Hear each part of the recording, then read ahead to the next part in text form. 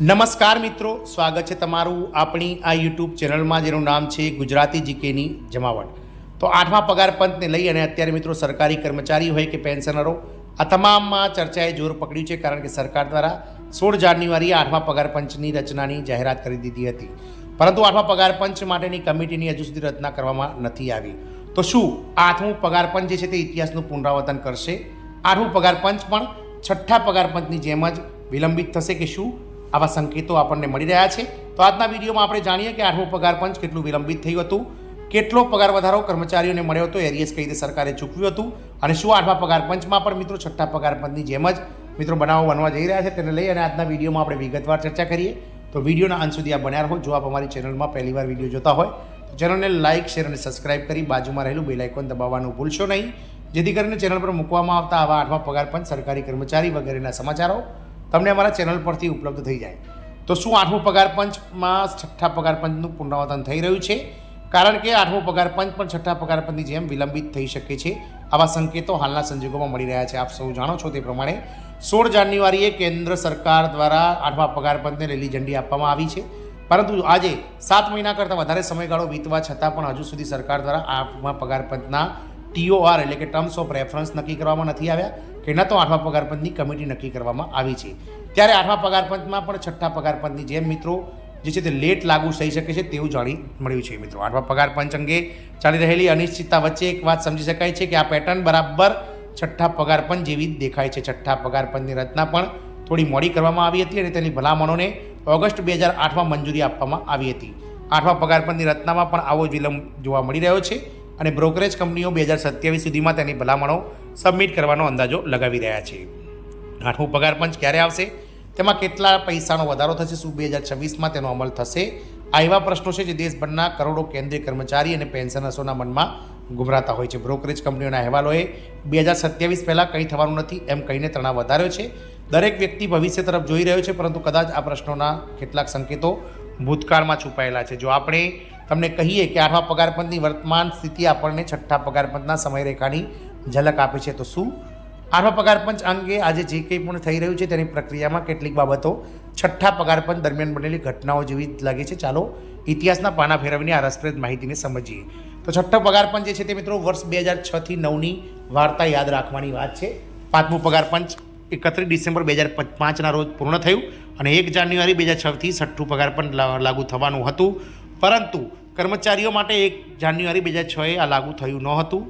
વાત કરીએ તો આ કમિશનની રચના કરવામાં સરકાર દ્વારા જુલાઈ 2026 કરી દેવામાં આવી હતી, એટલે કે 1 જાન્યુઆરી 2026એ આઠમું પગાર પંચ લાગુ કરવાનું હતું, પરંતુ કમિટી રચતા સરકાર દ્વારા જુલાઈ 2006 કરવામાં આવ્યું હતું, જે નિર્ધારિત સમય કરતાં ઘણું મોડું હતું। રિપોર્ટ સબમિટ કરવામાં પણ સમય લાગ્યો। કમિશને પોતાનો અહેવાલ તૈયાર કરવામાં લગભગ 1.5 વર્ષનો સમય લીધો અને માર્ચ 2008માં જ સરકારને કમિટી દ્વારા રિપોર્ટ આપવામાં આવ્યો। સરકારે ભલામણો લાગુ કરવામાં પણ થોડો વધુ મહિના લીધા, કેમ કે 14 ઓગસ્ટ 2008ના રોજ તેને મંજૂરી આપી, જો કે તેનો અમલ ફક્ત 1 જાન્યુઆરી 2006થી જ થયો હતો। ખરી વાત અહીંથી શરૂ થાય છે।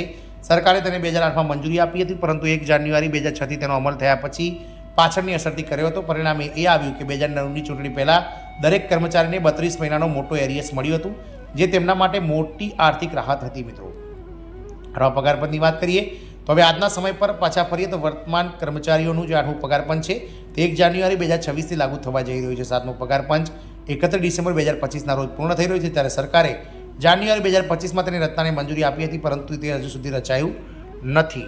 રચનામાં વિલંબની વાત કરીએ તો આ કમિશનની રચના 2024ના અંત સુધીમાં અથવા વર્ષ 2025ની શરૂઆતમાં થવી જોઈતી હતી, જેની અમલ 2026માં થઈ શકે, પરંતુ હજુ સુધી કોઈ સત્તાવાર જાહેરાત કરવામાં આવી નથી। એવી ચર્ચા છે કે વર્ષના અંત સુધીમાં પેનલની રચના થઈ શકે છે। આ પ્રક્રિયાગત વિલંબ છઠ્ઠા પગાર પંચ દરમિયાન થયેલા વિલંબની યાદ અપાવે છે। અહેવાલોમાં વ્યક્ત કરાયેલી આશંકા બ્રોકરેજ કંપનીઓ જેવી કે એમ્બિટ, કોટક આ વિલંબના આધારે કહી રહી છે કે કમિશનની ભલામણો વર્ષ 2027 પહેલાં નહીં આવે। જો કમિશન 2025ના અંતમાં અથવા 2026ની શરૂઆતમાં રચાય તો પણ તેનો રિપોર્ટ સબમિટ કરવામાં 1.5થી લઈ અને મિત્રો 2 વર્ષનો સમય લાગી શકે છે, એટલે કે માર્ચ 2027 સુધીમાં ફક્ત તેની ભલામણો જ આવશે। છઠ્ઠા પગાર પંચ અને આઠમા પગાર પંચ વચ્ચે શું જોડાણ છે? તો બંને પંચની સમયરેખા દર્શાવતી જે સમાનતાનો હતો છે, તો અમલી તારીખ જે છઠ્ઠા પગાર પંચની 1 જાન્યુઆરી 2006, જ્યારે આઠમું પગાર પંચ 1 જાન્યુઆરી 2026થી રચના થઈ હતી જુલાઈ 2006માં વિલંબિત, જ્યારે હજુ સુધી આઠમા પગાર પંચની રચના થઈ નથી। રિપોર્ટ સબમિટ કર્યો તો માર્ચ 2027 સુધીમાં સંભવિત આઠમા પગાર પંચનો રિપોર્ટ સબમિટ થશે. મંજૂરીનો સમય 14 ઓગસ્ટ 2008. જ્યારે આઠમું પગાર પંચ 2027ના અંતમાં અથવા 2028ની શરૂઆતમાં અંદાજિત થશે. કેટલાક કર્મચારીઓને કેટલો લાભ? તો 32 મહિનાના બાકી લેણા નીકળ્યા હતા એકસાથે. આઠમા પગાર પંચમાં પણ મિત્રો 32 મહિનાથી લઈ અને 3 વર્ષ સુધીના બાકી લેણા એકસાથે મળી શકે છે.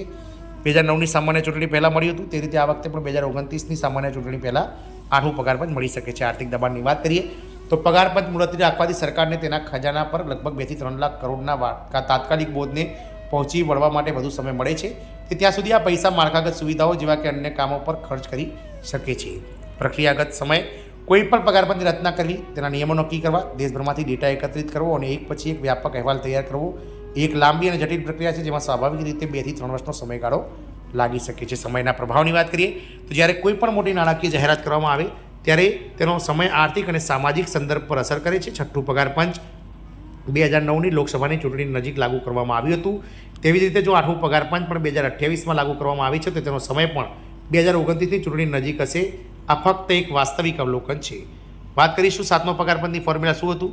તો ભલે સમયરેખા પેટર્ન છઠ્ઠા પગાર પંચ જેવી જ દેખાય, પરંતુ પગાર મેટ્રિક્સ અને પગાર વધારાની ફોર્મ્યુલા સાતમા પગાર પંચ જેવી જ હશે. સાતમા પગાર પંચ વિશે વિગતવાર અને તાર્કિક મેટ્રિક્સ રજૂ કર્યું હતું, જેણે વિવિધ પગાર બેન્ડ સાથે ગ્રેડ પેની જટિલ સિસ્ટમને સરળ બનાવી હતી. આઠમા પગાર પંચ માટે સંપૂર્ણપણે નવું મેટ્રિક્સ બનાવવાને બદલે સરકાર હાલ સાતમા પગાર પંચના મેટ્રિક્સને આગળ ધપાવી શકે છે. સાતમા પગાર પંચ દરમિયાન તૈયાર કરેલા 18 સ્તરના પગાર મેટ્રિક્સનું માળખું ડોક્ટર આઇક્રોઇડ ફોર્મ્યુલા પર આધારિત છે. આ વખતે આ મેટ્રિક્સના ફક્ત ડેટા અપડેટ કરવામાં આવશે, એટલે કે નવું ફિટમેન્ટ પેટર્નને સુધારેલ લઘુત્તમ વેતન. ડોક્ટર એક્રોઇડનું જાદુઈ સૂત્ર. સાતમા પગાર પંચના પગાર મેટ્રિક્સનો પાયો ડોક્ટર વોલેસ એક્રોઇડના સૂત્ર છે. આ સૂત્ર સરેરાશ ભારતીય પુખ્ત વયના લોકોની પોષણ જરૂરિયાતોના આધારે લઘુત્તમ પગાર નક્કી કરવામાં મદદ કરે છે. આ સૂત્રના આધારે લઘુત્તમ પગાર નક્કી કરવામાં આવે છે અને પછી પગાર મેટ્રિક્સના વિવિધ સ્તરો તે મુજબ વિકસે છે. હવે જ્યારે પગાર મેટ્રિક્સનું મૂળભૂત માળખું સમાન રહેવાની શક્યતા છે ત્યારે સૌથી મોટું કાર્ય ફિટમેન્ટ ફેક્ટર પર કરવાનું છે. ફિટમેન્ટ ફેક્ટર એક એવો ગુણક છે જેના દ્વારા હાલના મૂળભૂત પગારનો ગુણાકાર કરીને નવો મૂળભૂત પગાર મેળવવામાં આવે છે. ફિટમેન્ટ ફેક્ટર શું હોઈ શકે? તો ફિટમેન્ટ ફેક્ટર એટલે તે ગુણાંક જેના દ્વારા વર્તમાન મૂળભૂત પગારનો ગુણાકાર કરીને નવો બેઝિક પગાર નક્કી કરવામાં આવે. એવો અંદાજ છે કે સરકાર દ્વારા 1.80 થી લઈને 1.92નું ફિટમેન્ટ ફેક્ટર લાગુ કરી શકાય છે. જો આવું થઈ તો નવો પગાર કંઈક જે છે તે અલગ જ હોઈ શકે છે. આ મિત્રો આઠમું પગાર પંચને લઈ અને ફરીથી ઇતિહાસનું પુનરાવર્તન થવા જઈ રહ્યું છે. છઠ્ઠા પગાર પંચ જેવી પેટર્ન પર હાલ આઠમા પગાર પંચની જે છે તે મિત્રો ચર્ચાઓ ચાલી રહી છે. જય હિન્દ, અસ્તુ.